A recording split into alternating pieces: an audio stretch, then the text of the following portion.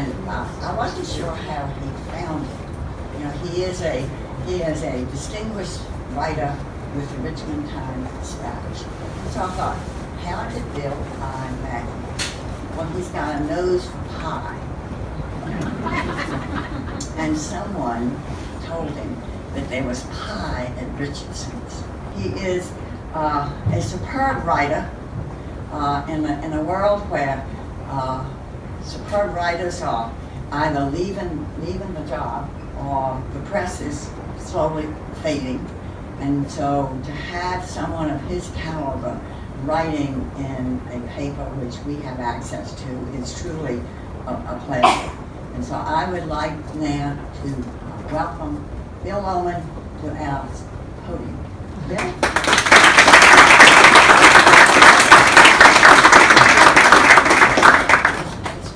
This is perfect. Thank you, Bill.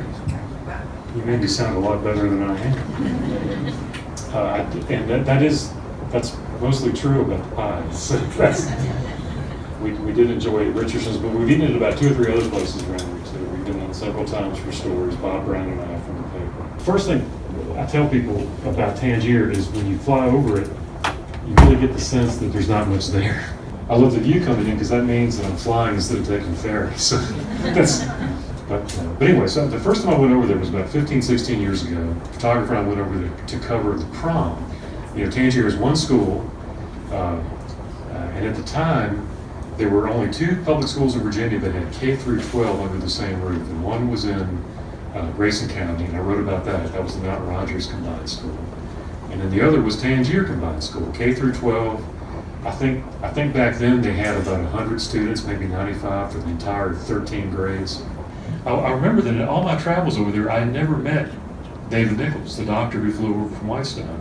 I was thinking, this would be a good excuse to meet him and to talk to him as part of that story. And also maybe he'll give me a ride when he goes over on a Thursday. So I called him and told him what I was doing, and I also told him my ulterior motive of needing a ride. He said, sure, I'll give you a ride. He said, I'll even take you on a Friday, so I'm not working.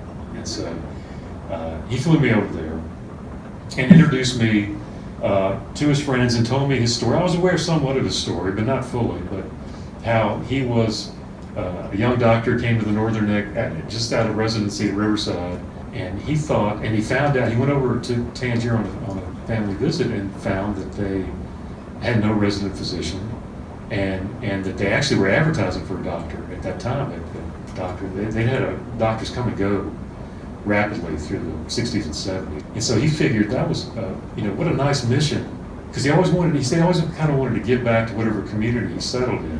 But over time, he became attached to the island, and they became attached to him, and he wouldn't give it up. And it became part of his practice. He wasn't going over on his day off later on. And so I got to know him a little bit, and I think I remember that first meeting I had when he and Inez were telling stories about things they did. The sort of throwaway line, we ought to write a book because the stories are funny and everything. But everybody kind of says that. But somewhere along in here, and I think it may have been after this, he called me and said, I always did want to write a book, but I never knew how to do it, and I certainly don't have time now, but would you consider doing that? And I just thought it was a great story, and so I agreed to do it. And so I started by, of course, going down and talking to him and kind of getting the framework for the book, what he envisioned, people I should talk to, and also talk to him because I knew, sadly and honestly, I didn't have a lot of time with the main subject, so I wanted to get as much as I could when I could. So we started talking, and I was making notes, and I swear, I think we were about 20 minutes in, and he said, well, that's about it. I said, look, you don't even have a short story here. But that was more a sign of his modesty. He had kind of given me the Reader's Digest version of his life, and he thought that was it. That was about all there was to it. And of course, there was a lot more to it. And I did most of the reporting after he was gone. But all these people considered him their brother. I mean, in 30 years, he'd become much more than a doctor to them. And the folks on Tangier, most of them are either named Parks or Pruitt or Crockett. They gave him the nickname of David Parks, which I guess is the ultimate sign of respect for somebody who's not from there. Finally filming an update for this vlog. The only thing I filmed this week so far was going to my father's book signing I still have all the footage from the Death Cab concert on my phone, so like if I film 5 minutes of video, my storage is full, which is why I haven't been filming much for the vlog. So I need to like fix that at some point, but I have been reading. I am about halfway through The Thief, which I am buddy reading with Cozy Reader Kelly. We're both sort of meh on it. Like it's not bad, but it's not really good either. She said that she heard a lot of people say it was a lot of exposition, which I agree with. I don't know. I might continue on with the series. We'll see how I feel like towards the end. I am also reading Emmy and Oliver. I'm like decently into this, a little bit behind what we're supposed to be. I haven't done the reading for today.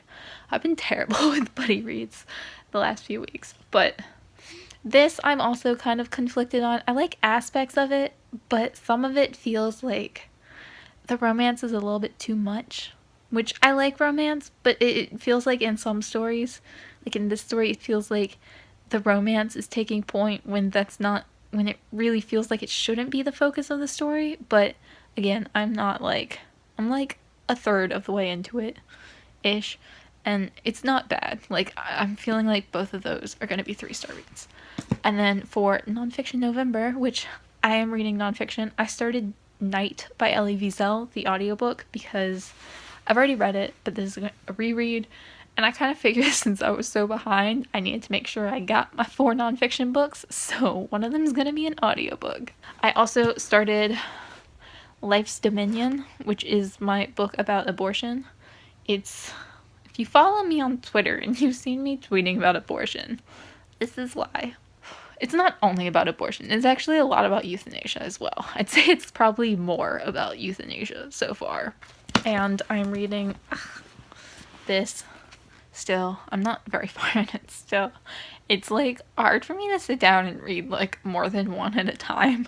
So I doubt I'll actually finish this by the end of the month, but I don't know. I still really like it. It's just like weird to sit down and read a bunch of newspaper articles about a lot of different things in a row.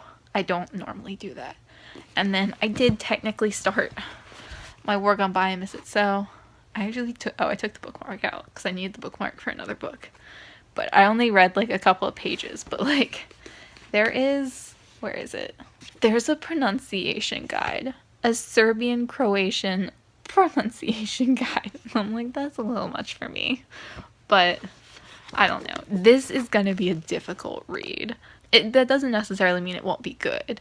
Like, this could still be an amazing book. It's just one of those books that I can tell, having read like the introduction. I think I just read the introduction, that this is gonna be difficult. Like, this is gonna be a struggle read, even if like I wind up loving it. It's gonna be difficult.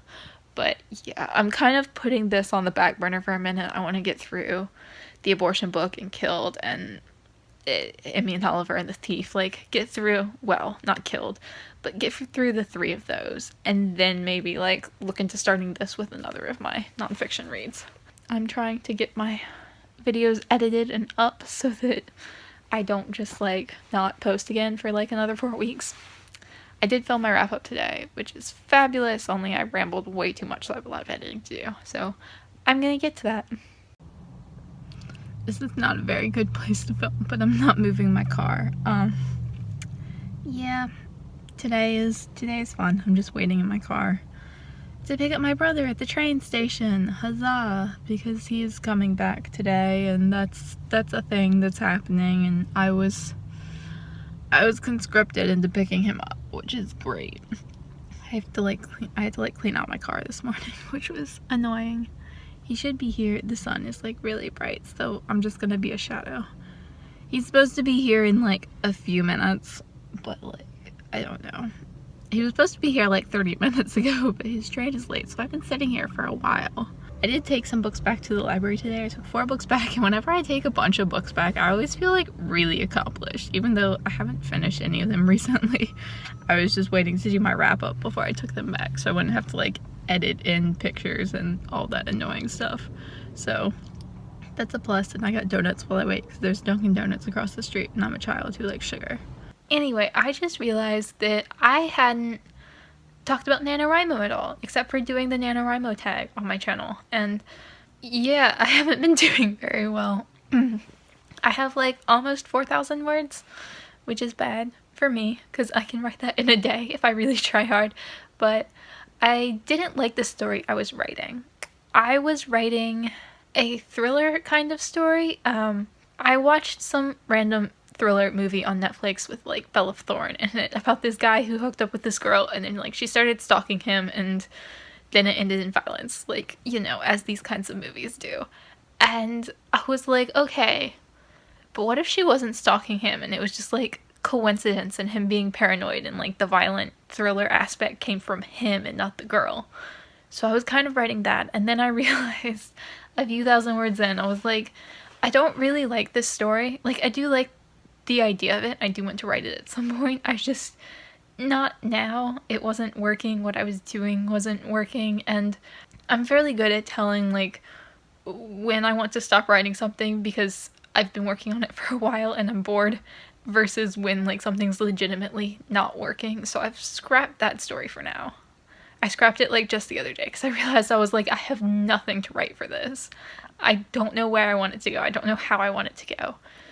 So that will be a story for the future that I'm saving because I do like the concept. It's just not right now. So then I started writing a YA contemporary novel about a girl in a toxic relationship, which I've written like 8 times already. But I enjoy writing those, and I'm not trying to publish these. This is just for me. So I started writing that. It started with the sex scene, which is like the 3rd time I've done that in a YA novel, so that's fun. But I have 1,000 words of that, and I actually do like that. And I think it's going to be a lot about like her relationship with her father and that kind of thing, maybe. I'm hoping. If that goes well. I also went to the library today and got a new book because, you know, I'm me. I forget what it's called. Born Survivors. It's on the floor. Born Survivors by Wendy Holden, which is about 3 women at Auschwitz. Well, I don't think they started at Auschwitz. Maybe they did. 3 women who were in a Jewish concentration camp who were pregnant, and they had to hide the fact that they were pregnant. And this is a nonfiction novel. It's a nonfiction book.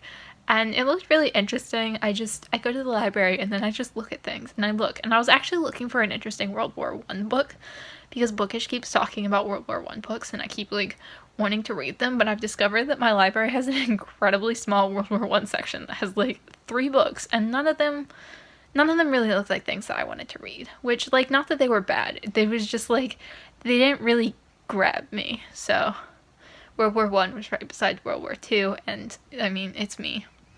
I was never gonna walk out of there without a World War II book, not novel. I was in the nonfiction section, and I checked both U.S. history and world history. Like, I do know how to look at nonfiction. We just don't have like any World War I books at my library, so I may have to look at like the county system to like find something decent.